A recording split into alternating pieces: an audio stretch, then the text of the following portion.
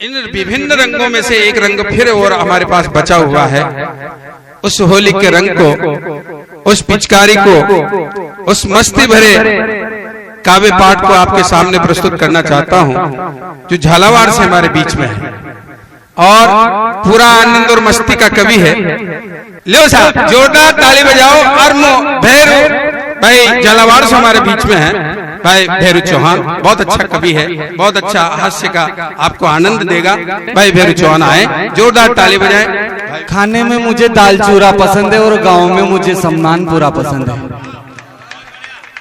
प्रणाम करता हूं मैं हिंदू नववर्ष मनाने वाले हिंद देश के आप जैसे शूरमाओं को और आपके चरणों में नमन करता हूं। मैं कोई कवि ववि नहीं हूं भाई साहब, छोटा मोटा तुकबाज हूं। और आपको कविता अच्छी नहीं लगे तो भी इसलिए ताली बजा देना कि इनको लग जाए कि इसने बढ़िया सुनाया था, वरना ये मुझे किराया भी नहीं देंगे।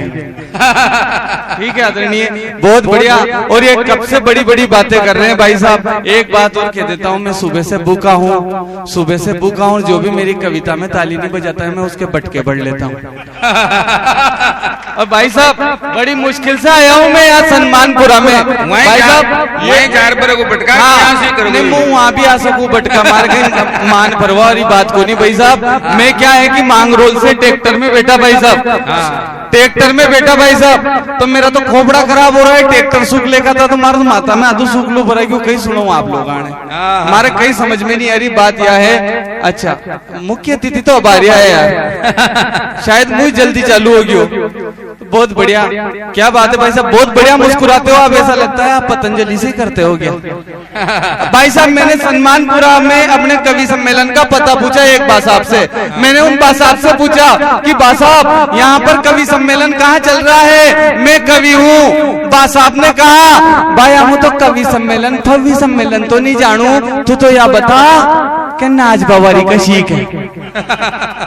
बड़े इंटेलिजेंट लोग हैं भाई साहब आपके सम्मानपुरा के। और मैं माता बहनों को नमन करता हूँ, प्रणाम करता हूँ। जहाँ माता जी रहे वहाँ बेरू जी होया करे है। बिल्कुल तो बहुत बढ़िया। मुझे एक बार एक व्यक्ति ने पूछ लिया कि कवि बंधु नारी पर कविता सुना, नारी पे कविता सुना। माताओं आपकी उपस्थिति को प्रणाम करता हूँ। मैं नारी पे क्या सुनाऊं कि नारी नहीं होती तो क्या होता, नारी नहीं होती तो क्या होता, नारी नहीं होती तो रूप मंत्रा वाले बेरोजगार होकर भागते, नारी नहीं होती तो रूप मंत्रा वाले बेरोजगार होकर भागते और बोरोप्लस वाले घर पर बर्तन मांगते। नारी नहीं होती तो क्या होता, नारी नहीं होती तो साड़ी नहीं होती, साड़ी नहीं होती तो साड़ी वाले क्या बेचते, खुद ही बाटी बनाते और खुद ही सेकते। नारी के बिना घर बार कहां पर पूरा है, नारी के बिना घर बार कहां पर पूरा है। जेठालाल मजे में है और पोपटलाल अधूरा है।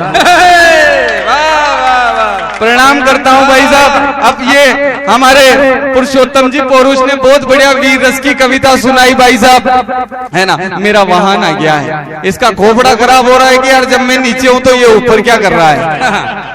बेरू जी का वाहन, बेरू जी ने भाई साहब मेरा नाम बेरू और गांव में बेरू जी के चबूतरे हर जगह मिलते हैं भाई साहब। मैं बाबा मंगलनाथ जी की माटी ढूंढलाओ ठिकाना झालावाड़ से आया हूँ भाई साहब। मेरे गांव में एक दिन अंग्रेज आया तो अंग्रेज से अंग्रेजी में बातें कौन करे आदरणीय, तो मैंने अंग्रेजी में एमए कर रखा है। मेरे गांव के सरपंच साहब ने कहा कि अपने गांव में अंग्रेज आया है बेरू चौहान, तू अंग्रेज का स्वागत कर और अंग्रेजी में बात कर। जो जैसे ही मेरे गांव में बस स्टैंड पे अंग्रेज उतरा तो बेरू जी महाराज के चबूतरे पर बेरू जी महाराज आ रहे थे। तो जैसे ही अंग्रेज की नजर जो है बेरू जी महाराज के चबूतरे पे पड़ी और अंग्रेज ने पूछा हु इज, मैंने कहा ही इज बेरू जी। और भाई साहब जैसे थोड़ी सी आगे और अंग्रेज चला, थोड़ी सी आगे और अंग्रेज चला और वहां पर जो है बाटियां सीख रही थी बेरू जी महाराज के भोग लगाने के लिए। भाई साहब बाटी सीख रही थी। अंग्रेज ने पूछा कि व्हाट इज दिस, मैंने कहा दिस इज बाटिया।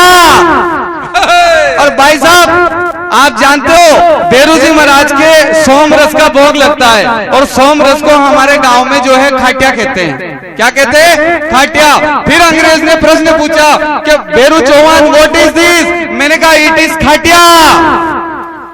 तो क्या इससे क्या होता है, मैंने कहा hello sir, Beru ji Maharaj eating the बाटिया, ड्रिंकिंग द खाटिया, आफ्टर देन बेरू जी करे कुर्राटिया।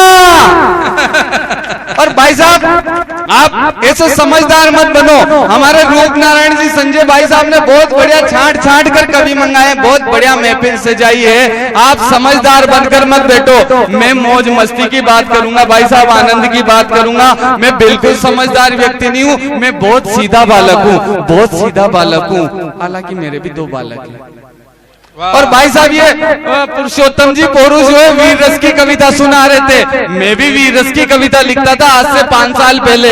मैंने दिन में 12 बजे वीर रस की कविता लिखी और वो वीर रस की कविता मेरे सपने में रात की 12 बजे आई। जब मैं पलंग पे सो रहा था, मेरा एक बच्चा इधर सो रहा था और एक बच्चा इधर सो रहा था, और मैंने वीर रस की कविता बोली, दूर हटो रे दुनिया वालों, हिंदुस्तान हमारा है। मेरा एक छोरा इधर गिरा और एक छोरा इधर गिरा और दोनों छोरों ने उठकर पूछा, पिताजी हम भी आपकी प्रॉपर्टी है।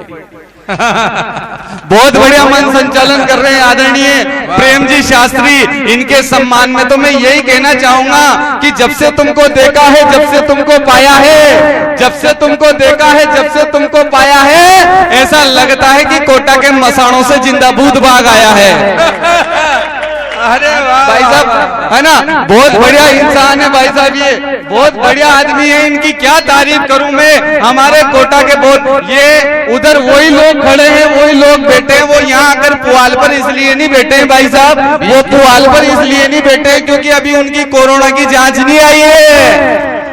अरे पुआल पर बैठो यार, गांव में पुआल पर बैठा जाता है। जिस गांव में लोग पुआल पर बैठते हैं वही गांव लगता है भाई साहब। और अच्छा बहुत बढ़िया सुशील जी भाई साहब बहुत अच्छे इंसान हैं। ये मिठाई में से रसगुल्ले छांट लेते हैं, ये मिठाई में से रसगुल्ले छांट लेते हैं और दुख सुख को आपस में बांट लेते हैं। और एक कुत्ता भी अगर इनको गलती से काट लेता है तो ये भी कुत्ते को काट लेते हैं।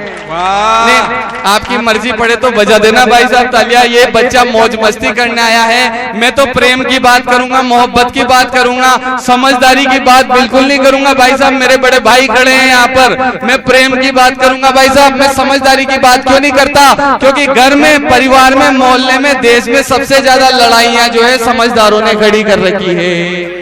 मैं समझदारों से तो बहुत दूर रहता हूँ। आदरणीय आप बहुत बढ़िया मुस्कुरा रहे हो, ऐसे मुस्कुरा रहे हो आप, ऐसा लग रहा है जैसे बजाज फाइनेंस की किस्त चुका रहे हो। क्या बात है आदरणीय, मैं आपकी उपस्थिति को प्रणाम करता हूँ। बहुत बढ़िया भाई साहब, आप ये जो लाल टी शर्ट पहने हुए, ये कार्तिक के मेले में मैंने छांटी थी और मेरे रिजेक्ट करने के बाद आप खरीद कर ले आए इसको। ये गलत बात है ना। वो दीदी आप बहुत बढ़िया मुस्कुरा रही हो, आप भी पतंजलि से ही करती हो क्या? नहीं कोई बात नहीं, मैचिंग। भाई साहब मैं समझदारों से बहुत दूर रहता हूँ। आप मत मुस्कुराना, आपके प्रधानमंत्री किसान सम्मान निधि योजना के 2000 रुपए नहीं डले, इसलिए आप हंसना मत। आप तो ऐसे बैठे रहना गुन्ने मसान की तरह। मैं समझदारों से बहुत दूर रहता हूँ भाई साहब। क्यों रहता हूँ समझदारों से बहुत दूर? क्योंकि भाई में खाई करवा दी ज्यादा समझदारों ने, भाई में खाई करवा दी ज्यादा समझदारों ने, और गरीबों की जमीनें बिकवा दी ज्यादा समझदारों ने। भाई में खाई करवा दी ज्यादा समझदारों ने, और गरीबों की जमीनें बिकवा दी ज्यादा समझदारों ने। और गरीबों को तो मुट्ठी भर मिलती है। 15 अगस्त और 26 जनवरी के मंचों पे बैठ 35 किलो नुक्ती निपटा दी ज्यादा समझदारों ने। और जिस धापुड़ी का विवाह चंपा के साथ होना था, एक बियर की बोतल में काढ़िया के पड़ना थी ज्यादा समझदारों ने। भाई साहब मैं समझदारों से बहुत दूर रहता हूँ भाई साहब। मैं समझदारी की बात नहीं करता, बिल्कुल भी नहीं करता। बहुत बढ़िया सम्मान पूरा, बहुत बढ़िया गांव है, बहुत बढ़िया मुस्कुरा रहे हो आप। हम तो गांव वाले लोग तो जो है कितने ही संकटों में भी मुस्कुराते हैं भाई साहब। कोरोना लगा हुआ था, लॉकडाउन लगा हुआ था, तब सारे शहर परेशान थे। कौन मुस्कुरा रहे थे? गांव मुस्कुरा रहे थे भाई साहब। कोरोना लॉकडाउन लगा हुआ था, सारी दुकानें बंद थी, कोई समस्या नहीं थी भाई साहब। किराने की दुकानें बंद थी, लेकिन एक समस्या थी। बताऊं क्या समस्या थी? कि पूरे देश में लॉकडाउन लगवा दो नेताजी, पूरे देश में लॉकडाउन लगवा दो नेताजी, कोरोना को बिल्कुल खत्म करवा दो नेताजी, पूरे देश में लॉकडाउन लगवा दो नेताजी, कोरोना को बिल्कुल खत्म करवा दो नेताजी। और पत्नी भी पियर रहेगी तो हाथों से रोटी बना लेंगे, लेकिन जर्दा चूना की पुड़िया दिलवा दो नेताजी। भाई साहब बहुत बड़े बड़े जर्दा चुना के बहुत बड़े बड़े, थोड़े मेरे से दूर रहना। देखो मैं कविता सुनाते समय मेरे थुकाड़े उड़ते हैं, है ना, और मैं किसी को पवित्र नहीं करना चाहता। भाई साहब जर्दा चुना अगर 2-3 साल लॉकडाउन नहीं खुलता ना भाई साहब, संजय जी भाई साहब, तो अखबार में खबर आती, क्या खबर आती, रामलाल काका जी की जर्दा की बूढ़ी श्यामलाल काका जी ने चुरा ली। और भाई साहब ये हमारे भारत देश में आपकी मर्जी पड़े तो बजाना ताली, वरना मत बजाना। क्यों मत बजाना? क्योंकि टूट जाता रिश्ता नाता, मन नहीं जुड़ पाता जब तक प्रेम रूपी खाद नहीं मिलती। या तो मोनिका ने सुना रही कि आप ऐसा लागेगा मुंह फड़ी लिखियो है कि टूट जाता रिश्ता नाता, मन नहीं जुड़ पाता जब तक प्रेम रूपी खाद नहीं मिलती। और जिंदगी तो कट रही टुकड़ों में बट रही, टूटे हुए सपनों को रात नहीं मिलती। और खाना खाया होटल में, पानी पिया बोतल में, खाना खाया होटल में, पानी पिया बोतल में, किंतु माँ के हाथ वाली बात नहीं मिलती। और कवि लगे सुना सुना, छंद लगे अदबुना, जब तक तालियों की दाद नहीं मिलती, जब तक तालियों की दाद नहीं मिलती। और भाई साहब ये तो कोई बात नहीं, मेरे तो ताली बजानी थी, आप बहुत सीधे सरल लोग हो भाई साहब। और मैंने अभी तो क्या है, मैं बात कर रहा था कि भारत देश में लॉकडाउन कोरोना में जर्दा चुना के फोड़े क्यों पड़ रहे थे। अच्छा मसरबा जरिया के भैया, ओ भैया मसरबा जरिया के, नहीं आप ही कह रही हूँ, मैंने मसरबा जरिया हो तो नहीं, सन्मानपुरा का लड़का बहुत अच्छा है। भाई साहब कोरोना में जर्दा चुना के फोड़े क्यों पड़ रहे थे? सुनिएगा आदरणीय, सुनिएगा कि वो न तो पेट सपा से आती है, वो न तो पेट सपा से आती है,